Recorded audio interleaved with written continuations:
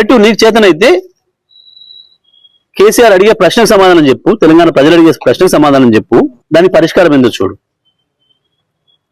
ప్రజలు గెలవాలంటే అవతల వాళ్ళకంటే మంచి పనులు చేసి గెలవాలి తప్ప, అవతల వాళ్ళకంటే మంచిగా మాట్లాడి గెలవాలి తప్ప, నీ బూతులకు నీ ఎదురుగా ఉన్న సర్పంచ్లే తిట్టుకుంటూ పోయినారు. చీనీ అమ్మ ఇదేంది సాగు కోరుకుంటాడు ఎవడన్నా? 2 ఏళ్లలో ఒక్కసారి కేసీఆర్ నీ పేరు ఎత్తుకుండా ఎప్పుడన్నా? లేని కేసీఆర్, లేని కేసీఆర్ గురించి బూతుని మాట్లాడుతున్నావు నువ్వు.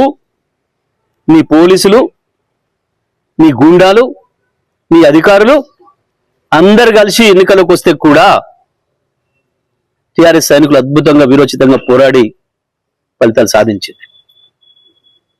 దానికి భయపడుతున్నావు. దీనికే ఇట్లా ఉంటే మా బట్టలు ఇప్పుతాడు, మా భాగవతం బయట పెడతాడు, రేపు మహబూబ్నగర్కి వచ్చి, రేపు నల్గొండకు వచ్చి, రంగారెడ్డికి వచ్చి మా దొంగతనాన్ని దొరకబడతాడు, ప్రజలకు అప్పచెప్తాడు అన్న భయంతో, ఫ్రస్ట్రేషన్తో ఈ బూతులు మాట్లాడుతున్నారు. ఎవరు ఒప్పుకోరు తెలంగాణ ప్రజలు. ఎన్నడూ లేదు తెలంగాణ చరిత్రలో ఇంత నీచమైన భాష మాట్లాడిన రాజకీయ నాయకుడు ఇప్పటివరకు కూడా లేడు తెలంగాణ చరిత్రలో ఎప్పుడు కూడా.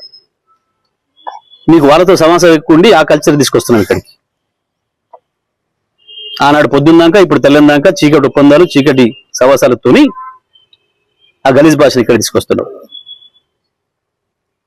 నువ్వు ఎంత దిగజారినా మేము మాత్రం ఆ స్థాయికి రాము. నేను కేసీఆర్ చెప్పిన పద్ధతిలోనే ఉంటాం.